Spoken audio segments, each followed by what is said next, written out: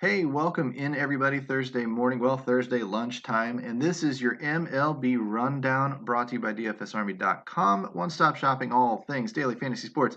I am your buddy Choppadong, and I am here to tell you to become a VIP at DFSArmy.com because your chances of winning here are better than anywhere else. Period. All sports, all tools, all coaching, everything included for one price. We had over 10 guys split the Millie Maker last night. I mean, yeah, the industry split it up, but we had 10 hats, Omri hats on the leaderboard up in there. We've had a $50,000 winner in baseball already. We dominate NASCAR. We crush MMA. If you want to play multiple sports and learn how to play each one effectively, you need the coaching that can make the difference. That's what we do. Let me show you a little bit about the MLB Rundown as we jump in today. After, of course, you follow me on Twitter and you run down into the corner of your screen and click like and subscribe on the video and ring the notification bell so every additional video that I do will drop to your phone. We'll do some NHL as NHL kicks off this weekend, but mostly we're going to be focused on baseball. Go to the MLB research station here at DFSArmy.com, and I noticed that first things first, your default tab is the pitching or the batter matchup tab. I go to the starting pitchings tab.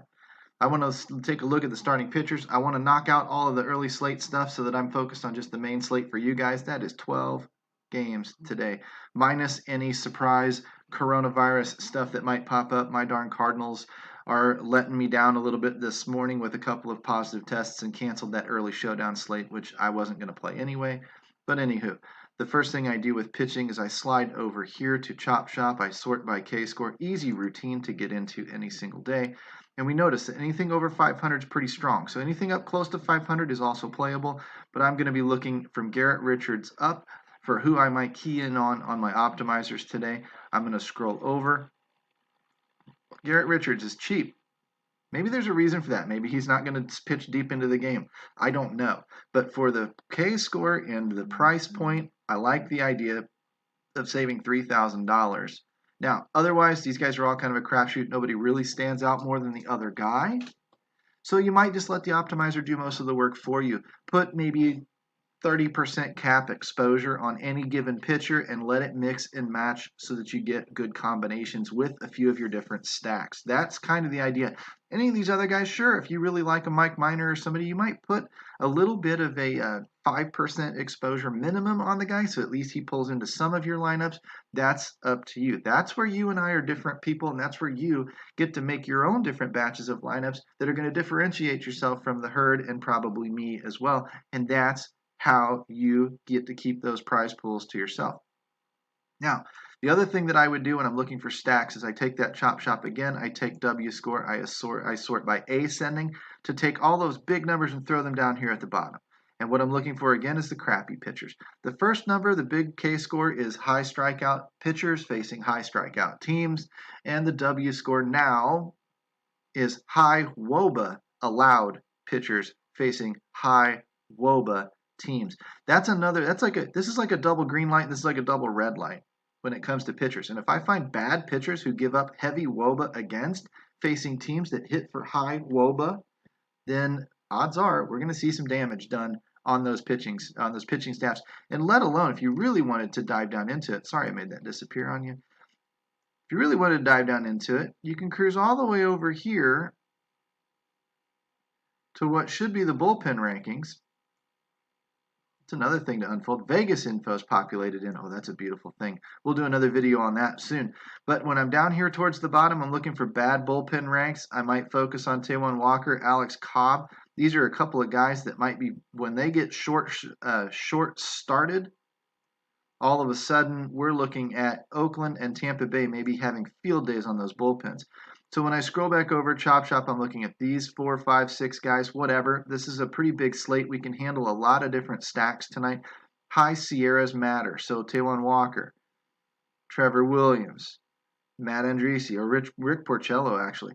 These are higher Sierra guys. This means that their ERA should be about this. Anything over 5 is not a great pitcher. Now, this day and age, okay, 5 is acceptable, I guess. In the 1980s, it used to get you sent back to the minors. 2.0 whip for Taijuan Walker. This is just looking bad. Red across the board. Red. Big numbers here. I like looking at big home run per 9. Home run. Chicks dig the long ball. So do my stacks. I enjoy looking at Alex Cobb's got to be a short sample size. Nobody survives the majors giving up 5 home runs per 9 innings. But numbers of 2, numbers in the high ones, these are numbers we might stack against. So generally speaking, we're looking at these bottom 5, 6, 7 guys. When I scroll over here, I'm looking from about the Cubs down. Cubs, Yankees, Rockies. Pardon me when my phone goes off, but Cubs, Yankees, Rockies, Angels, Athletics, Red Sox, Tampa Bay. These are teams to target tonight. We're going to cross-check that with one more thing. We'll go to the batting tab. Now we're going to sort that W score again, and we're going to go through position by position, and we're going to cut you loose for the day. But I'm going to sort it by descending here so the big numbers come to the top. JD Martinez, 1,000. Over, I have not seen over about 700 something this year. We've got some real juicy matchups tonight. I'm looking for anything over about, I don't know, 580 is pretty darn good, generally speaking. This is going to be a demolished slate, potentially, with a lot of high runs scored. A big slate of 12 games. You're going to need to stack full, 4 stack, 5 stack, stuff like that. You get inside that offense, hit it right, and you might just cruise to the top. It's another night where we might also see random one-offs win out on Fanduel because somebody hits a home run from that team and that team and that team and that team and that team, and they pick them all in their lineup, and you're not going to catch them on the leaderboard. So I would personally put, I don't know, 60 to 70% of the lineups that I make today would be stack related, and I would leave a good 25 to 30% unstacked on FanDuel. I'm going to let that thing eat and hope to catch those combos correctly. Now, I'm looking for these numbers here, and I want to scroll over here and see who shows up in Boston. Boom. Tampa might be a little lower owned tonight. Boston might be chalky. Tampa might be a little bit lower owned. If you're going to take a Boston stack, being that they are, in fact, probably going to be chalky, I would definitely take a lower owned secondary stack or focus on lower owned players on the next, side of the one-offs or the guys that I slide in there. Tampa Bay, if Tampa Bay was my core stack, then I can take some chalky one-offs or a chalky mini stack, something like that, and probably be just fine. Oakland also going to pop in there, going to be a little bit lower owned. I don't know that I would do a lot of Tampa/Oakland. It might work tonight, but I probably wouldn't go overboard on that idea. But I would definitely be keen on those 3 stacks: Boston, Tampa, Oakland. Let's go back to the starting pitching tab, and let's make sure those are the guys down here at the bottom when we've sorted by that W score and brought those big numbers down to the bottom. There they are. So as I scroll over here and I look, there's Oakland. Sorry for the dizziness. Tampa, Boston, Oakland. Bottom 3 numbers. That's not a coincidence. So now let's run through position by position and cut you loose. First thing I would check is I'm looking for over 480, but today on such a deep slate with a lot of great matchups, I might need to look at 600 or higher, 620 or higher, whatever it is. I'm just kind of looking for that drop off. I'm trying to get my player list down to, say, 30 to 40 names.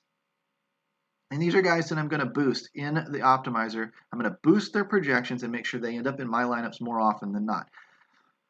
917. Yeah, look at this. All the way down to 580. There's 3 guys over a 580. I've been telling you lately 580's been good, so you can get all the way down to a Wilson Contreras, maybe. That doesn't mean that Chirinos is trash or Grandal is trash. That just means these are the guys that have the little bit stronger matchups. And those top 3, Vasquez, Zunino, and Kevin Smith, if Kevin Smith starts or plays, definitely something to look forward to. These would be the catchers that I would boost in my projection. Scroll over, double check, just make sure we're not dealing with a super shallow position. First base should be pretty deep, and there's all your 600s, all the way down to Edwin Encarnacion. If you want to go down to 580, you go all the way down to Max Muncy. Muncy's fine. Well, actually, Muncy's to 566. Matt Olson's fine. These guys, so these are the guys that I'd be boosting in my projections, right? And I'm doing it absolutely unbiased. I don't care. I'm going to let the optimizer do the work. I'm going to set up the percentages on the stacks that I want to run, and then I'm going to let the optimizer match them all up.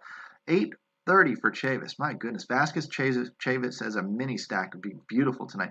Down here, all the way down to the 620, which is Garrett, Hampson, whoever the hell that is.